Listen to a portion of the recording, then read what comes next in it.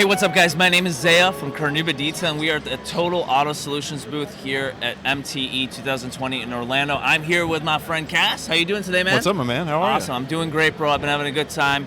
My weekend here is almost over. I'm heading out today at around 5:40. Last day. But till then, I want to make sure we talk about some cool things that you do that's a lot different than everybody else. But first of all, tell us a little bit about yourself, bro. My name's Cass. Been in the automotive aftermarket for about 16 years between O'Reilly's, DuPont Paint Liaison, then also got into the dealership world. So parts, detailing, and now running service department. Awesome, dude. This mic a bit closer. I know you got all that beard in the way. Yeah, you know. But there you go. And by the way, vote in the comment section below. Who's got it better? No, you got me beat, bro. But this is only a month and a half, okay? So give me a break. Yeah, me too. I'm just kidding. You're lying to me, bro. You're lying. Okay? But yeah, man, that's awesome. Like you said, you've been in automotives like your whole life. Yeah. I even overheard a conversation we're saying at the same Airbnb together, and you're talking about how, you literally just work to buy cars, to modify and have fun with them. That's exactly right. So you do have that passion for it. Now, let's go ahead and talk a little bit about your position with Infiniti. Is that correct? I'm actually with Nissan. Nissan, but I've worked with Infiniti, okay. and then I just transferred over. Yep. Awesome, dude. And you also got a badass car. I do have a GTR. He does have a GTR. I love it. Awesome. We're going to talk a little bit about that. But let's go ahead and jump into the dealership aspect of detailing. Go ahead. Hit me, man. Well, I mean, again, there's two different aspects of it. You have the customer pay side, and of course, then you have the internal side. Yep. So it just depends on what you're doing and how you're doing it. Yeah. Shifting the gears, trying to make your guys be more of a dual purpose. Because, as we all know, the dealership side isn't necessarily the highest quality until you get to that customer pay side and setting that standard and that process. Yeah. So it's all about the onboarding and training. And it's from dealership to dealership. Dealerships have reached out to me, and I'm talking like BMW, Cadillac, for help. And I go there, and I deny work just because of the work that they're doing.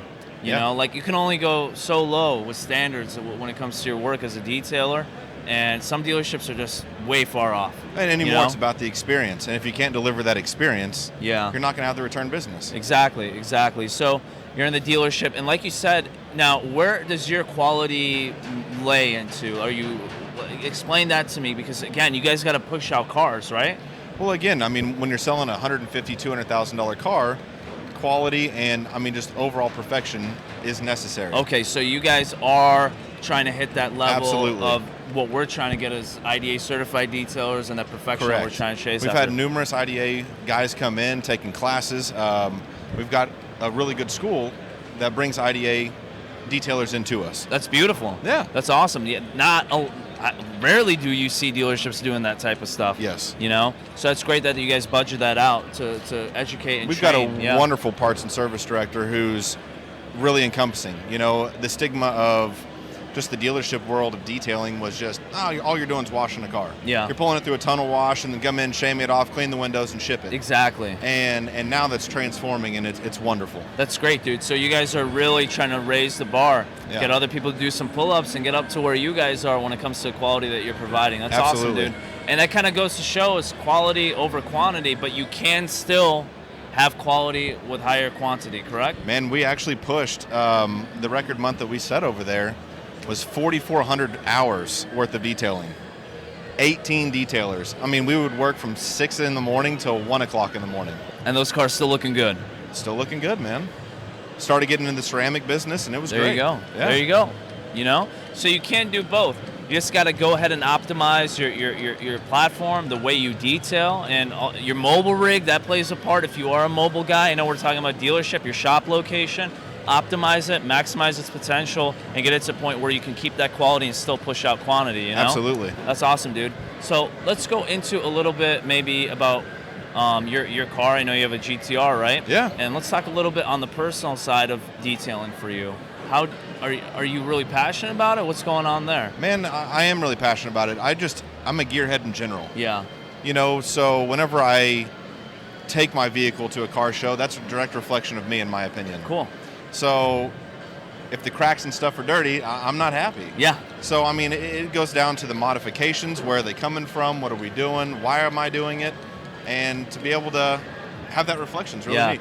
You know what I say? Everyone says you can tell a lot by a person by their shoes.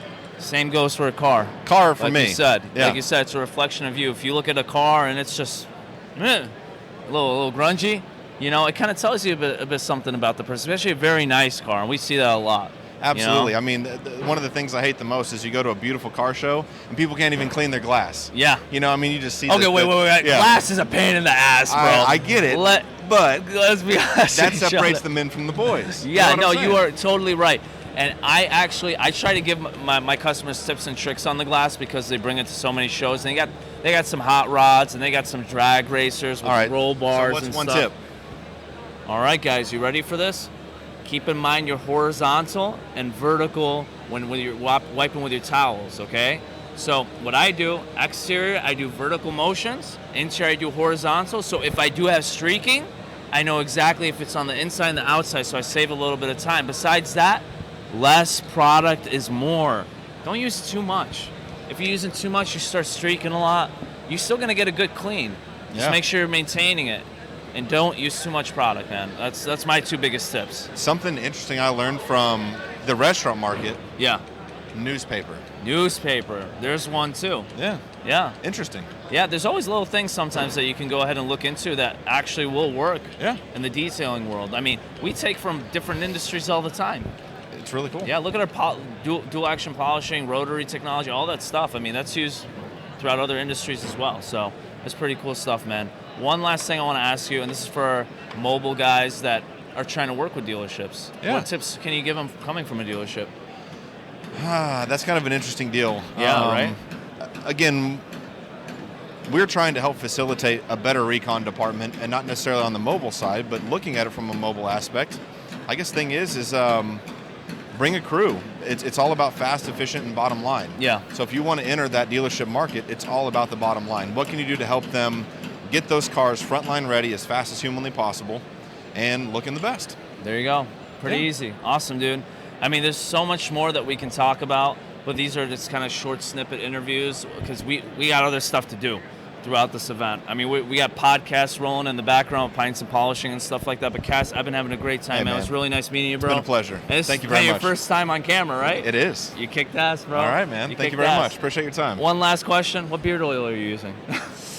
Actually, American Crew this go around. American Crew? Yeah. Okay. All right. Sounds good. Thanks, bro.